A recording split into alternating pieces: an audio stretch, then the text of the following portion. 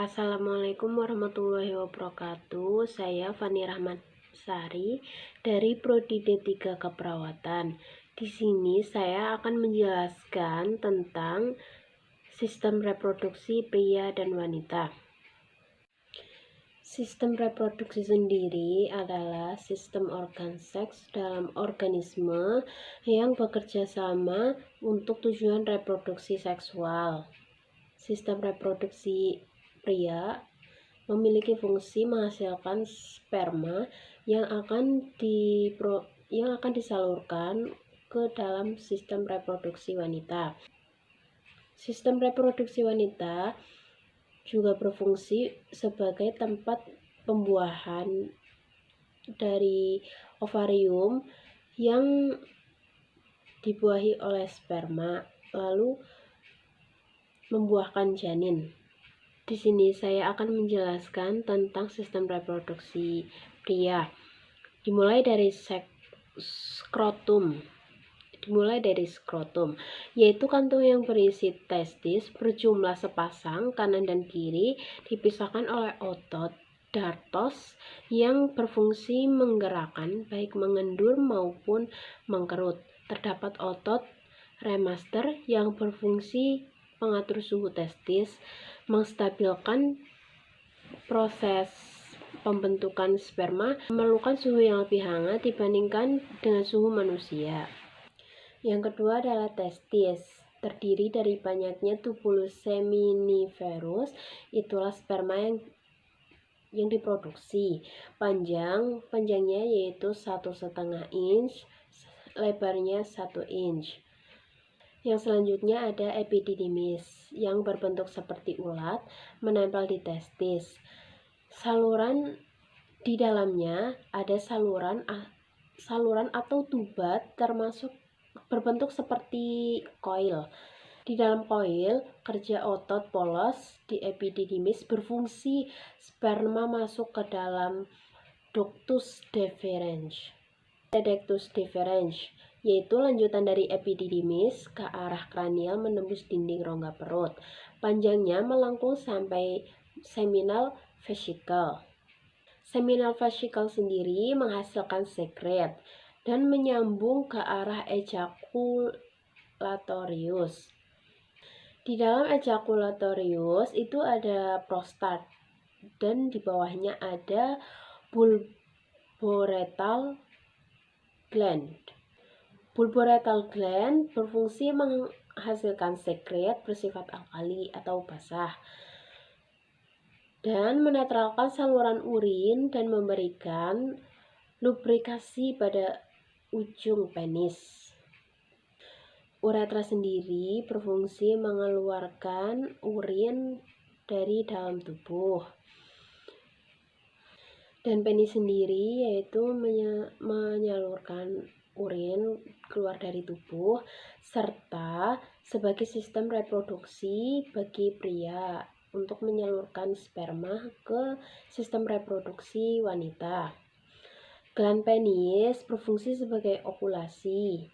Prepatch yaitu kepala penis pada bagian kulit yang menutupi ujung kepala penis. Selanjutnya, saya di sini akan menjelaskan tentang sistem reproduksi wanita.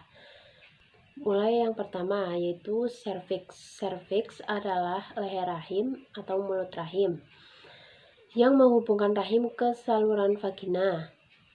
Yang kedua, ada endometrium, lapisan dinding rahim yang berfungsi membuka dinding persalinan. Di dalam mulut rahim sendiri ada 3 bagian, yaitu orifisium cervix internal, kanalis cervical, orifisium cervix external. Orifisium cervix external yaitu bagian mulut rahim, mulut cervix of uterus, dan kanalis cervical yaitu bagian tengah. Orifisium cervix internal yaitu bagian terdalam dari mulut rahim. Yang selanjutnya ada tuba Fallopi, saluran dengan panjang 10 hingga 13 cm dengan diameter 1 cm. Berfungsi menghubungkan antara ovarium ke rahim atau saluran telur. Yang kedua, berfungsi sebagai jalan transportasi telur, ditangkap oleh fembre sampai ke covum uteri. Yang ketiga, yaitu menangkap ovum saat okulasi. Dan ada fungsi lain, yaitu saluran bagi spermatozoa ovum. Misal, ovum keluar dari sperma, masuk akan terjadi pembuahan, hasil terjadinya konstruksi. Yang selanjutnya di cavity of uterus itu ada 4 bagian, 4 pars, yaitu yang pertama pars infundibulum, yang kedua ada pars isthmica, yang ketiga ada pars ampullaris, dan yang keempat ada pars interstitialis. Dimulai di bagian paling bawah, yaitu ada pars interstitialis, bagian yang terdekat dari rahim, terletak di antara otot.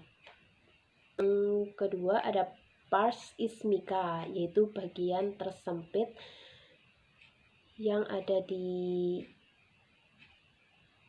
saluran menuju ovarium. Yang ketiga ada pars ampullaris, tempat pembuahan sperma terhadap ovum, dan bagian ini adalah bagian yang terluas menjadi tempat pembuahan sperma. Dan yang terakhir ada pars infundibulum, yang ujungnya memiliki rumba, yaitu fimbe, yang berfungsi menangkap sel telur saat dilepaskan oleh ovarium, dan dari fimbe akan digerakkan oleh rambut halus menuju ke dalam rahim. Dan yang selanjutnya ada ovarium, yaitu organ kecil berdiameter 4 hingga 5 cm. Berfungsi melepaskan sel telur matang setiap bulan. Sel telur yang dilepaskan hanya 1 buah tiap bulan. Bisa jadi melebihi 1 buah. Menghasilkan hormon yaitu estrogen dan progesteron. Yang selanjutnya ada ligamen ovarium, yaitu sebagai tempat penghubung dan bergantungnya ovarium ke rahim. Biasanya ukuran rahim itu hanya 1 genggaman tangan bagi pemiliknya. Yang selanjutnya ada perimetrium, lapisan terluar yang berfungsi sebagai pelindung uterus, kaya akan otot yang berfungsi untuk kontraksi maupun relaksasi uterus, dan juga mempunyai fungsi melebarkan atau mengecilkan, diperankan oleh perimetrium. Kemudian ada myometrium yang berfungsi memegang peran penting atas jaringan otot. Dan yang terakhir ada endometrium, yaitu lapisan yang bersentuhan dengan dinding rahim, kaya akan sel darah merah. Jika terjadi kehamilan, maka tidak luruh karena sebagai tempat berkembang biaknya janin hasil fertilisasi. Baik, saya di sini akan menjelaskan tentang bagaimana sel sperma masuk dan membuahi ovarium. Yang pertama, sel sperma akan masuk melalui vagina dan melewati orifisium cervix eksternal, kanalis cervical, orifisium cervix internal. Lalu, sperma akan masuk ke arah cavity of uterus dan bergerak ke arah samping kanan dan samping kiri. Lalu ovarium akan menggelinding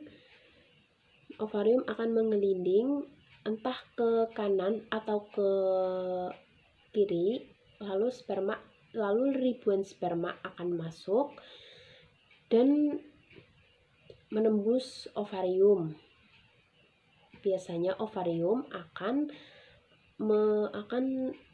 berada di antara pars ampullaris sampai pars interstitialis. Nah, di situ sel sperma akan masuk dan mulai mencari ovarium, lalu menembus.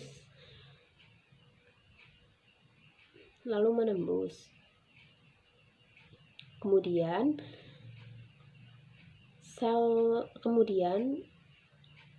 ovarium yang sudah memiliki sel sperma di dalamnya akan kembali menggelinding dan akan ke bodi rahim, menempel di cavity of uterus, mencari tempat ternyaman untuk menempel dan mulai berkembang biak. Baik, sekian penjelasan video dari saya. Mohon maaf bila ada tutur kata yang kurang berkenan dan penjelasan materi video yang kurang paham. Saya mohon maaf. Terima kasih. Wassalamualaikum warahmatullahi wabarakatuh.